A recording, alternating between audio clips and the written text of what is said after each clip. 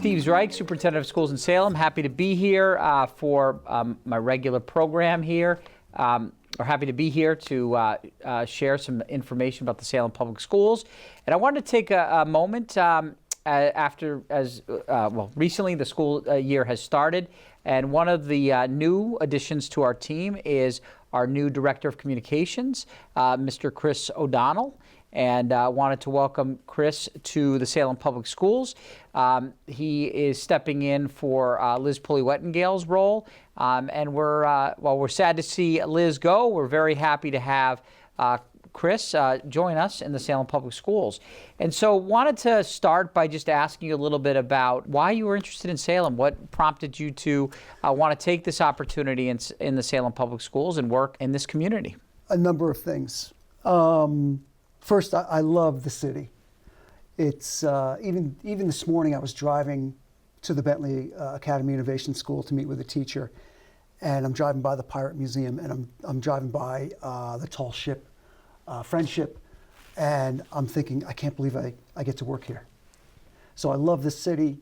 The role, I feel like I'm very well suited to the role as far as telling the Salem Public Schools story, getting communications out timely and efficiently. The role spoke to me. Mm-hmm. And talk a little bit about your path to this role. I mean, were you always in education? Always. How did you eventually, get to us here, obviously? But what are the roles that you've had that have led you to this to today? I'll work backwards. Prior to Salem, I was at Chelmsford Public Schools for just about 3 years, which I loved it. I like to say I didn't work for 3 years because I loved what I did. And prior to that, I was in corporate communications for about 5 years, which I also enjoyed very much. Same kind of challenge, you're just trying to get your company on the map. Mm-hmm. And my role at that particular company was to keep us high on Google search. Mm-hmm. And there's a whole science behind that, and I got to learn that, and that was kind of fun and fascinating. And before that, I had a long career in college athletics on the public relations side, which I loved every day of it. Not necessarily the kind of job you want to have if you're married with kids, because I always tell people, I worked at UMass Lowell 14 years, and I always tell people that the worst thing UMass Lowell did was put lights on its fields. Mm-hmm. So my 3 o'clock soccer games became 7 o'clock soccer games. Yeah. And I worked a lot of weekends, but it was so exciting. And I went in every morning fired up, kind of like I do now. There's just something special working on a college campus, working on a school campus. There's a feel of electricity, I call it. Discovered that very early. Mm-hmm. A school I used to volunteer at, Siena College in upstate New York. I remember my first night working there and walking off campus at night, and I just felt like I'm on the right path here. And why education? I guess you're in a K-12 school district. What about those roles intrigue you, or relative to working in the corporate world? They're very similar, corporate and working in schools, because you want to tell your school's story. You want to tell your company's story. Really similar roles, and I love that challenge. I love to write. I love the whole public relations aspect. I love pitching stories to media people. Mm-hmm. I remember when I was at UMass Lowell, I got 7 athletes on Sports Illustrated's Faces in the Crowd. Oh yeah, sure, I do remember. Yeah, sure, yeah. That was pretty cool. It was. I was in a fun competition with a couple of my colleagues at other schools. So I get a real buzz and a real satisfaction from the challenge of getting my school's name out there. Yep. The good news out there particularly. So on that note, how do you plan to amplify the stories, as you point out, and all the positive things that are happening in the Salem Public Schools? Sure. I think it's pretty easy to tell coming into the district. There's a lot happening, a lot of action, and there's a lot of really interesting and intriguing stories to tell. So how are you thinking about going about that? What is that going to look like? So many ways. Everyone has a story. The school system is full of great things that are happening, and I want to tell as many as I can. And how do I do that? It's there's countless clubs in the high school that have missions and have goals that they're trying to achieve, and I want to tell their story. I'm sure there are first and second graders that win art contests, and to me that's news, and I want to amplify that. And I amplify that through a number of ways, through our school website, which I would like to make more of a news destination. We've got that great news link at the top of the website, but also utilizing our social media channels. We utilize Facebook, Twitter, Instagram, LinkedIn. I really want to stress LinkedIn because I want to bring alumni in to back to the district, because I'm sure as I progress in this role, I'm going to find alumni that are doing incredible things, and I want to tell their stories as well. Because when you do that, you show the younger class, look what this person's doing. I want to do that. So there are so many ways and avenues to amplify. And I want to pitch stories to the Salem News. I want to pitch stories to the Globe and the Herald, and even I'll go bigger than that. I was fortunate.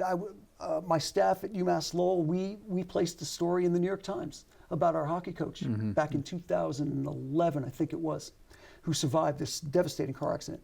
And that was a major, major media hit for us. But pitching is all the same, whether it's the Times or the Salem News. Yeah. So, and I think your point about the alumni is so important. I mean, I think that's something we have not been able to capitalize on, and Salem does have such a rich history and of prestigious alums, and both long term or who haven't. Old time alums, but also recent alums who are doing amazing things right now and are great models for our young people in our schools. And I think that's something that we'd love to amplify more. So I appreciate you saying that. Along the you've only been in the district, I think, 2 weeks now? Today was day 8. Day 8. Is there anything that struck you as it has struck you thus far as an interesting story, or something that you've noticed that it really proves to be unique about our school system that has resonated with you? The difference between a town school system and a city school system, an urban school system. There are 11 schools in the district, I believe. Right. And it's a pretty large district, and it's going to be a challenge to get all the news out there, to find these stories, and I'm relying on a lot of people to feed them to me on a regular basis. Some I'll have to prioritize over others, but it's really, this is a unique district. Because it's very international, which I love. I'd love to, I don't know how many, but I've heard so many different languages spoken already, which I love. And I'm so happy to be here. To get to go to work in this city. It's a special place. I've known that a long time. Yep. No, that there is. We really do have quite a diverse system with a lot of really intriguing stories of staff and students and families who, who just have a wealth of talents and an array of assets that they bring to our schools. So, you talked a little bit about communication being. About telling stories and amplifying stories. As you think about effective school district communication, what else does that include beyond just telling stories? Sure. Well, as I found out in my first week, it's getting out prompt and accurate, concise messaging to our families when we have occasions of incidents. That's hugely important, absolutely top shelf on the priority list. storytelling, maintaining a presence on each of our social media channels, and that means what I call being social on social, liking, following, and hoping those who you follow reciprocate on social media. Expanding your, what do we call it, friend base or follower base is very important also. You know, what does effective communication look like with the public? You touched on it, but if you could just expand a little more on, like, you know, obviously sometimes it's not always good news, but it's about getting information out to families about something that's occurred in a school or in a community. How do you think about the messaging to families and to the public?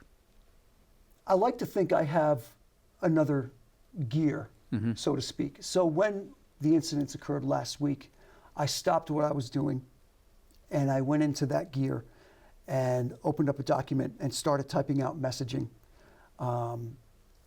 very quickly. Messaging that was accurate, that was going to get to our families through Parent Square very quickly, but it also has to go through an approval process, which is yourself.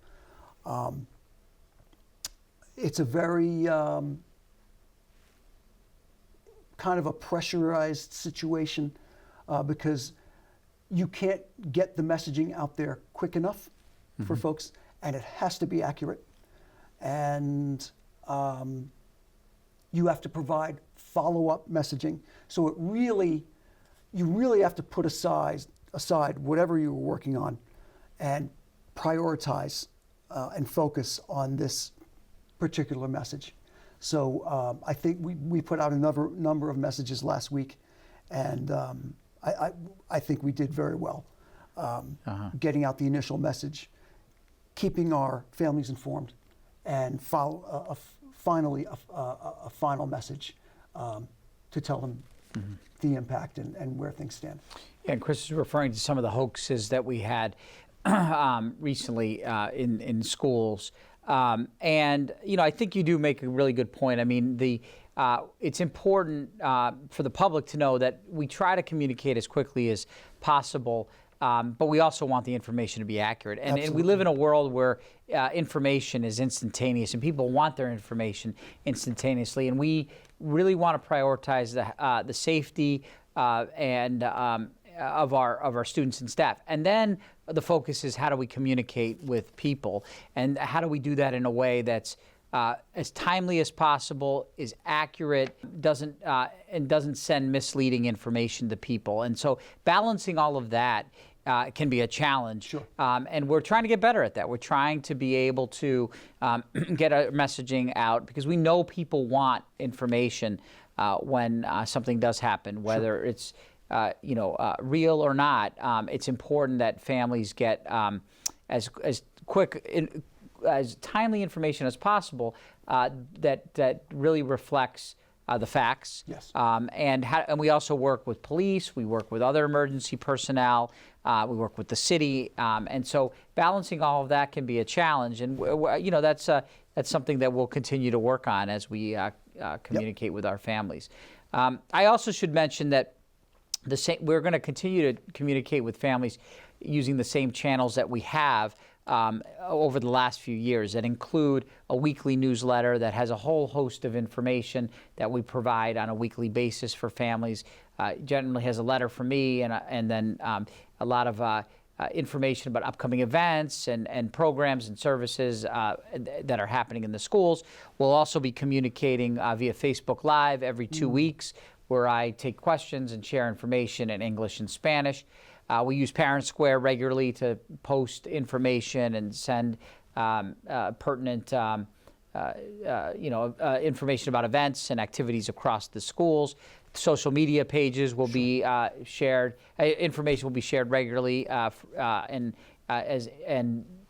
stories about our students and schools will be shared as well. So those are just some of the mechanisms that we use, regularly, and we'll continue to do that. Yeah. I wondered, I should ask you about Parent Square. I think that's a new tool that you're utilizing in Salem, and I've heard you mention that you think it's an effective tool. Can you just say a little more about that's the platform we use to communicate with our families? I've sat through. I've done a lot of online training with it. It really offers a lot of options. It enables you to target specific audiences, whether that be schools, certain grades, staff only. It is. We send messaging out in English, Spanish, Portuguese. It really does so many things. At my previous school, we used a program called Connect Ed that really probably did only half of what Parent Square can do. So I'm really impressed with Parent Square so far. Yeah, and leveraging it for all the Absolutely. all the bells and whistles that it Yes, has. Yeah. yes. Can you talk about can you talk a little bit about the strengths and talents that you think you bring to this role? I mean, you obviously talked a little bit about your experience, but what do you think you're going to bring to the Salem Public Schools that will add value to our work and to the efforts that we do each and every day to ensure that kids have a high quality experience? I think folks are going to see a lot more of the good news and the good things that are happening within the school district. I love telling those stories. I love meeting people and forming relationships. I think it comes naturally. I'm genuinely interested in what people do. I'm very much a people person, and I'm always trying to advance the school district through media channels. Mm-hmm. Yeah, it sounds like a real public relations focus. Yeah. Beyond just the communications, is enhancing the public image of the school system. Through the years, I've been able to establish quite a few media contacts, which I'll be utilizing and pitching ideas to.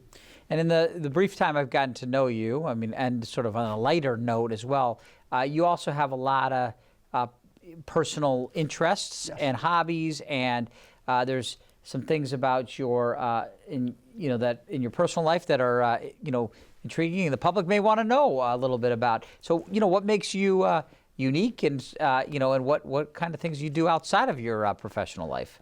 Well, in my mid-20s, I actually bought a guitar and took some lessons because I always wanted to, and I knew that there was going to come a day where both my sons would realize that I'm not very cool, and I don't know what I'm talking about, and I don't want to hang out with you anymore. I'd rather be with my friends. So that's where music has come into my life, and I play in an alternative rock and roll band. I'm a member of a a cappella group called the Portermen, and we sing sea shanties, and we've performed 3 times in Salem over the years at the Salt and Stall School. I think Is that right? 2018. We performed on the Friendship. Yeah. That was part of a feature on Chronicle in 2021. And we performed at the Salem Maritime Festival. I think that was also in 2018, I believe. Could have been 19. So we were. I was well familiar with the city. You had asked before about what brought me here. My love for the city. So music is has always been a huge part of my life. Even as a little kid, I was very much with older brothers, very much into rock and roll, and I kind of consider myself a bit of a rock and roll historian. And even though you grew up in New York State, yes. I hope we can. Can we call you a Boston sports fan, or is that sure? Okay, I don't know if I don't know if I believe that just from the facial expressions, but we'll let the public judge that. Well, it was so great to be here in 2004 to see the Red Sox win the World Series. My father, born in the Bronx, raised in White Plains, New York, lifelong Red Sox fan.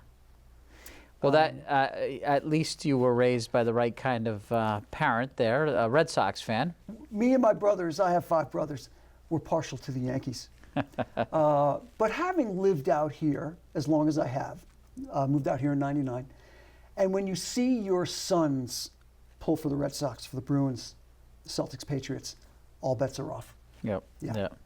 Well, great, and I'm glad that the Salem community gets a chance to get to know who you are, and we want to welcome you to our school system and look forward to you helping to tell the stories of the amazing young people Yes. that attend our schools each and every day. Their stories deserve to be told, are not told enough. And we hope through all kinds of channels, including through SATV, to tell those stories consistently throughout your time here. Yes. And so welcome, and thank you for spending some time with us. I want to thank everyone for tuning in and learning a little more about the Salem Public Schools. We have so much to share with you this year. Look forward to a future meeting. Future sessions. We're going to talk about our school building project. We're going to talk about athletics in Salem. We're going to talk about our academic work that's happening in earnest throughout the schools, and just some of the things that folks can look forward to over the coming weeks, over the coming months, I should say, in the coming year in the Salem Public Schools. Thank you.